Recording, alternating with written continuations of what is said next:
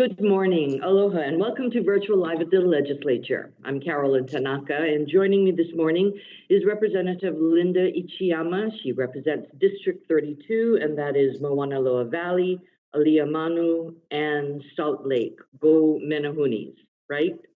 Moanaloa Menahunis. Yes, go Menahunis. Thank you for joining us this morning. You are also the co-convener of the Women's Legislative Caucus. And most recently, you have been called into action by the Speaker of the House and Alan Oshima, who is the point person on the governor's economic recovery team. And specifically, your mission, should you choose to take it, is to work on the issue of childcare as we restart our economy. So it has become pretty evident that in the recovery of the economy, childcare services are going to be essential services. So can you talk a little bit about how you got involved and what your responsibilities are? Sure. Thank you, Carolyn. Thank you for having me. So it kind of got started because as a co-convener of the Women's Legislative Caucus, I was concerned about the voices of women in our plans for economic recovery. And we all know that women have been uniquely impacted by this COVID-19 crisis. Women are the primary caregivers. When kids have to stay home from school, women are working from home and being a full-time parent. And women are most often the ones, we're the majority of the workers in the healthcare sector as well. So we're on the front line taking care of patients, taking care of the elderly, working in care homes. And we wanted to make sure that women were part of the conversation for economic recovery. So when I reached out to Alan to ask him about his plans for inclusive women, he was very receptive and wanted to be engaged in the conversation. And then it kind of came about when he said, "Oh, and what about childcare?" And I said, "Sure, okay." And from there, it kind of just rolled into working with Department of Human Services, which licenses and regulates the majority of our childcare seats in the state, and then talking with different providers, like and the kids who have never closed their doors throughout this entire time, to schools to open, and what does that look like for them? What are their challenges? And so, excuse me, and you've been going out and talking to the advocates and to the child care facilities people. What are they telling you? I would say the biggest problem out there is concern about what are the circumstances under which they can reopen. And I don't think that's unique to childcare. I think every business is struggling with that, right? How do I protect my customers? In this case, how do I protect the kids who come to my facility? How do I protect their families? And in Hawaii, we have so many multi-generational households, right? Where we have kids living with grandpa and grandma, right? We want to make sure that everyone stays safe, especially too for the childcare workers, who many of them are also on the older side, right? They want to make sure that they're in a safe environment when they come back to work. So we've been working together with the Economic Navigator, as well as with the Department of Human Services to work on draft guidelines that would be used specifically for the childcare industry. And so we turned that over to the AG office. I know they're finalizing it and working on how that will be rolled out for providers. We also sought provider input on the draft. So we asked them, is it feasible? How will this work? Their biggest response was that because of the social distancing requirements, because of the limited group size, right? You can't have more than 10 in a space anymore. That's going to completely turn the business model for childcare upside down. Are you optimistic, though, that it'll work itself out and we will all adapt to it? Or do you think some of the childcare facilities will not be able to economically survive? What is your take on it? What I'm hearing from providers is that they could survive like this for a short time, but not permanently, and that they're going to need some kind of subsidy to make it work, because their model is based on teacher-student ratios right now. And if you change that, childcare already operates in such razor-thin margins, right? A lot of these organizations are nonprofits, so they don't have a big savings or reserves to rely on. So they're going to need some kind of subsidy. And we've been working with the Department of Human Services to try and look at their child care development block grants to see how that might be able to be used to help providers, but that's not going to be enough. If we're looking at operating like this for 6 months to a year, they're going to need some more help. Well, I'm sure that there's a lot more in the hopper on that, and I'm sure that you will be putting your childcare hat and mama and representative hat on to work with the partners and find a solution. The other area that I know that you've been heavily involved in as a member of the Women's Legislative Caucus is the issue of domestic violence abuse. And I know that that is a concern because it is a concern, especially in light of the fact that prisoners are being released from the prison because of the COVID risk, and several of them probably are domestic abusers. The House, we put a proviso on the judiciary supplemental budget saying that that the judiciary needs to report weekly on who they are releasing. What is your opinion on that? Do you think it's a good thing? I do think it's a good thing. I think we need more information from the judiciary on what's happening. Back in April, when the first discussion was happening about inmates being released, there was a letter sent to the judiciary on behalf of a number of victims' organizations asking for basic things like prior notice before an offender is released so that they can notify a victim and they can safety plan. Because everybody's being forced to stay at home, trying to safety plan under quarantine orders is very difficult, especially if you're on the neighbor island, right? And traveling to find safety and shelter from the neighbor island with the 14-day quarantine has been another barrier for victims. Well, I'd like to, we've got a minute. Actually, we have no minutes left because we've got a little shorter show today because of the Senate. But I'd love to have you back on to talk more about some of the other issues that you're involved in, especially in this COVID era. But thank you for joining us this morning, Representative. And thank you to all of you who zoomed in to join us. And we will see you next week on Virtual Live at the Legislature. I'm Carolyn Tanaka. Aloha.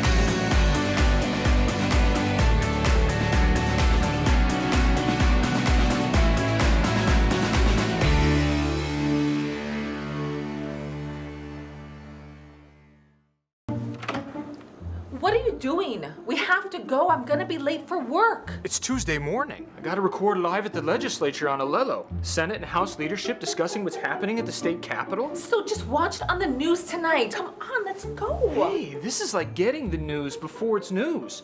If only I could get this remote to work. There. Can we go now? No DVR? No problem. Watch Wednesday evenings at 7 p.m. on Channel 49.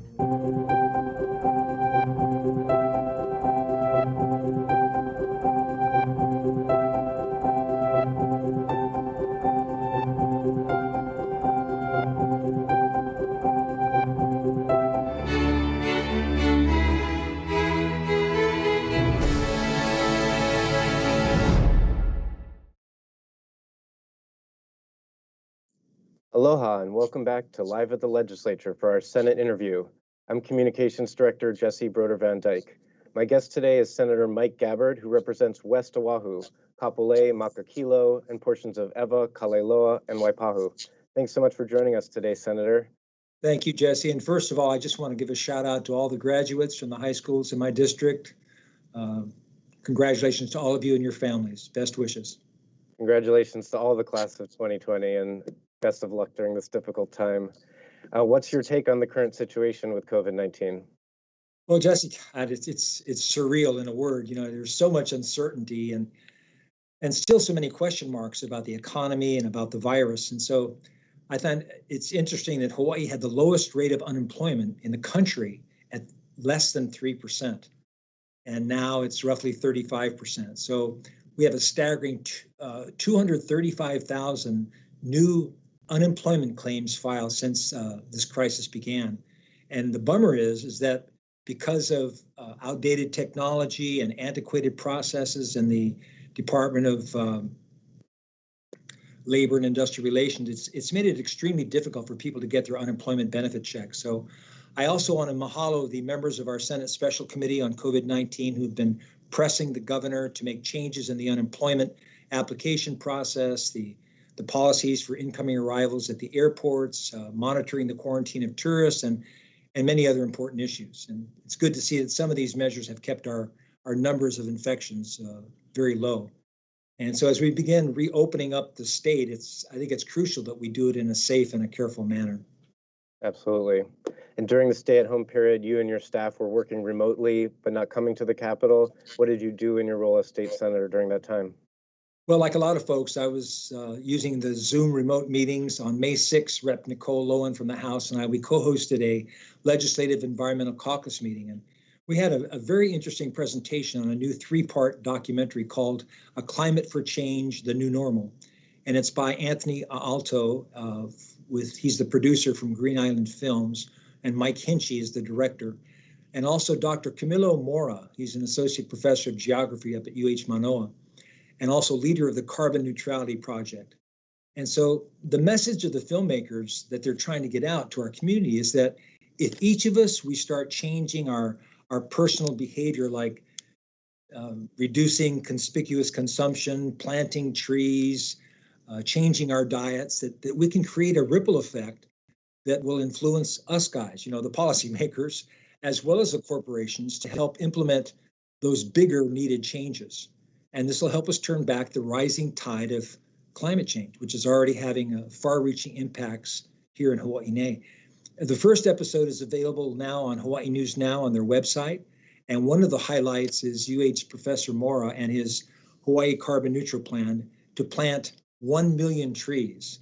And Jesse, it was really cool because in December 2019, just a few months ago, he got 2,000 volunteers to show up at Gunstock Ranch in Kahuku on the North Shore, and they planted 10,000 trees. And so Dr. Mora, he shared this important fact with us. He said that the average person produces 25 tons of CO2 each year planting 11 trees. If each of us plant 11 trees, we can eliminate a person's entire carbon footprint. 11. That's really great. Yeah, so instead of just, what we've been doing is wringing our hands and saying, yeah, we got to do something about climate change. I mean, here's a perfect example of community aloha in action. And also, I've been doing some organic gardening out in my backyard. I wrote a commentary for. I'll keep going. I wrote a commentary on Victory or Lanakila Gardens that was printed in Civil Beat on March 25th. And during both world wars, there was a drastic food shortage in our country. And so people were encouraged to plant what were called victory gardens in their backyards to grow fruits and veggies. And so by 1944, these victory gardens, as they were called, they were growing approximately 40% of all the fruits and veggies in the country. So I'm saying, just in case, let's get growing. And people won't be surprised to hear that you chair the Senate Agricultural and Environment Committee. And I know that the session abbreviated on May 11th, but we're hoping that we might have a chance to do more legislation in June. What are your plans going forward? Well, during that short session, what the Senate does, we confirm judges. We also approve, evaluate, and confirm the governor's nominees to cabinets and state boards and commissions. So since the session ends Thursday, we've been considering like 260 of these nominees. And so we had, as the AEN committee, we had 12 of the nominees. So I'm really happy that these guys have stepped forward to serve the public. The legislature recently finalized the construction project budget for the session through House Bill 2725. How did your district, Senate District 20, do out in West Oahu? Well, we did pretty good, actually. The Mahalo, first of all, to Senator Keith Agaran, Rep. Yamashita, as well as to Senator Dela Cruz and Rep. Luke for their hard work on the construction budget. We got $30.1 million for a VA long-term care facility, which is planned right across from Walmart there in Kapolei. We also received $26 million to complete the final phase of East Kapolei Middle School, which will open for sixth graders this fall, and the whole community is jumping up and down on that one. And then there's $6 million to renovate large classrooms at Kapolei High School, and also $100 million to widen Farrington Highway from Fort Weaver Road and Eva to the Kapolei Golf Course. So, getting these projects going will obviously stimulate our economy and also provide services for my constituents. Okay, well, we just have 1 minute left. Do you have any final messages for the folks dealing with this pandemic out there? Yes, just stay safe, stay well, and be patient. I think that we're on the right track here. And I also want to thank you, Jesse, and also Olelo for the opportunity to share my thoughts with the public. So, ke akua me ke aloha, and please stay safe and stay well. Thank you so much, Senator. And yes, thank you to Olelo. They've been televising all of our hearings while the building's been closed to the public, and there's a full slate of Senate and House hearings on today. I'm sure we'll all be staying tuned. Thanks so much, Senator, for joining us. Thank you. Mahalo. Aloha.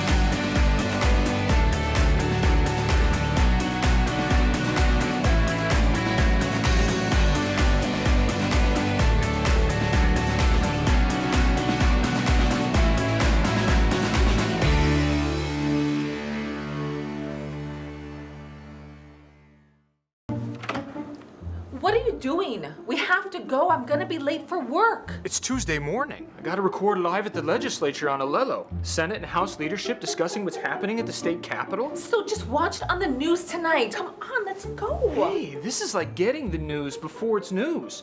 If only I could get this remote to work. There. Can we go now? No DVR? No problem. Watch Wednesday evenings at 7 p.m. on Channel 49.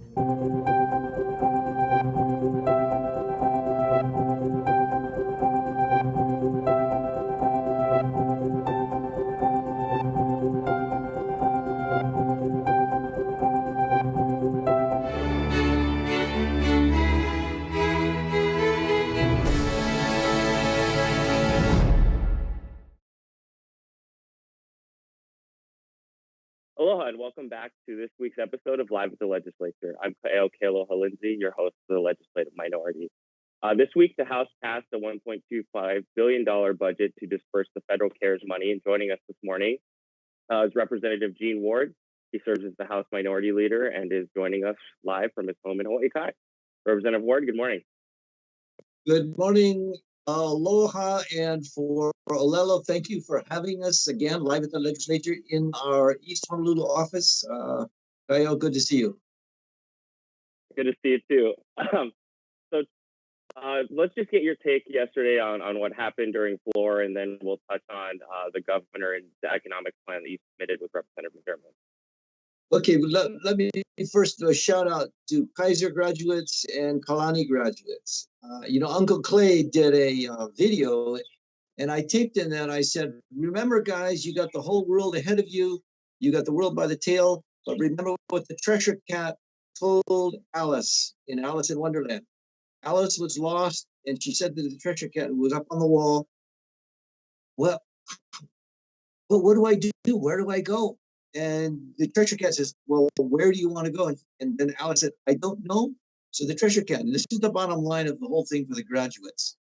If you don't know where you're going, any road will get you there. So graduates, look, choose your vision, your goals, set them down and accomplish them, and you'll do very well. I'm very proud of you guys. In fact, for Kaiser, you guys have come out #1 in the nation for reading and math.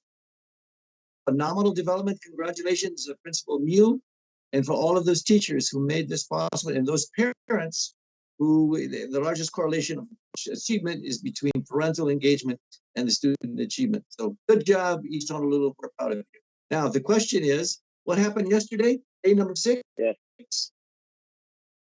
Day number 6 was, as you indicated, we passed the budget, and in third reading, we've got a game plan to hopefully fill the pukas between what we've got from a lost economic development, a stagnating economy. As Mike Gabbard said earlier, we went from the lowest unemployment in the nation to now the highest. He said 35%, I think it's actually 37%. That is something that we've got to move on and move on quickly. And it relates to one of the things I spoke on the floor about yesterday. And that was, we got $36 billion into thermal testing. We don't have COVID-19 testing in that. And this goes to basically what Representative McDermott and I have been working on for the last months. And that is, Gaio and members of the audience, there's $17 billion on the table and lives at stake until we open that economy very systematically and very safely for the visitor industry. $17 billion on the line, which says you've got to have a very systematic way of doing that. Fortunately, Kevin Dayton this morning featured a lot of the things that we were doing, as well as Congressman Case. Senator Schatz is calling for testing. And Josh Green from the get-go was saying, hey guys, let's test. Let's even go to CVS and Walgreens, test these guys so they know they're not polluting anybody on the airplane. And then when they get here, we know that our people are not going to be getting the infection. So what we've done, Kyle, is put together an 18-pager. 10 pages are probably the substance of it. And we walk them through how they get tested, how they go on the airplane, how they get thermal testing when they arrive, and how we watch for all those different signs. And we protect our people from them and them from us in the same way that the new mantra is from the old, if we build it, they will come. The new mantra is, if they don't feel safe, they won't come. And having said that, is where we've got to be very, very conscious that we're going to compete with regions not as beautiful. They don't have the sand and the surf and all, but they've got the safety, and sand and surf and safety is going to be the key for us breaking through. So those are some of the things that went yesterday. And if I may continue, there's one more issue that I spoke on the floor. Absolutely. It was a shot across the bow of the judiciary. Some of us are very unhappy, and I repeat, very unhappy that some of these offenders, nonviolent and violent, are being issued into the community, back into the community. I mean, we're all under house arrest, but they get out of house arrest so they can go pick up the COVID-19. It doesn't make sense. It's leveraging an excuse of fear, and the overcrowding should have been taken care of in a different way. And that means prison space and other prison building needs to be taken into consideration. Use the COVID excuse as a way of infecting our community with criminals is almost criminal. And that's one thing I think, as the astute leadership did, they said, okay, guys, judiciary, here's those empty positions we're going to take back, justify them, which means we're actually exercising our power of the budget. And I think that's a very good way to tell the judiciary, hey guys, we're the policymakers, you guys are not the policymakers. How's that for an opening comment, Kyle? That's pretty good. We got a couple of minutes left. So, so I wanted to go back to the plan that you and Representative McDermott had introduced in yesterday's House Select Committee meeting. Can you tell us what some of the feedback was and the process of creating that plan that you submitted? Well, the feedback was, and I commended on Twitter, the governor did a very 35,000 feet fancy, colorful color guide on how to reopen the economy, but it doesn't set dates. And then, as I tweeted, it doesn't say anything about the real opening of the $17.5 billion economy, the visitor industry. So we can circulate the dollars around ourselves here, but we are a capital short economy, and we really rely on tourism for a huge part of our economic well-being. And in macroeconomic theory, consumer spending is the whole modus operandi of making an economy go. It's like you got to keep the water in the pipe in the water moving, and that makes the economy start up. So we've got to get spending going. Local spending is not enough. We got to get visitor spending in. And one of the components is we want to make sure when they do come, they don't bring the infection with them. We have the lowest in the nation, and we want to keep it that way, but we don't want to import it just for the sake of making some money to make sure that nobody's going to die either from their bringing it here or from our interacting with them. So what we're doing is a very close testing example of when the airlines will say, you know, you want to get on the airplane, if you want to go overseas, you do a passport. If you want to get on the airplane for Hawaii, you show a certificate of having been COVID-free. There are tests out there that are not 100% accurate, but it's better than what they're doing now. They're only going to do thermal testing, and then they're going to do trace testing. That's looking after the horse after he gets out of the barn. We're saying before any of this stuff, before they come here, we can do this and we can do it practical. So Representative McDermott's a member of the special COVID task force, the speaker, and he is submitting that. And I spoke to Speaker yesterday. I think he's got 5 minutes to give his spiel before all of the various individuals. Absolutely. And Representative Ward, I think we are just out of time or a little bit over. Thank you for joining us this morning. To the viewers at home, the plan that Rep. Ward and McDermott introduced is called Making Hawaii Safe for Travel. You can find it on the Capitol website or on our social media at High House GOP. Aloha, and we'll see you next week.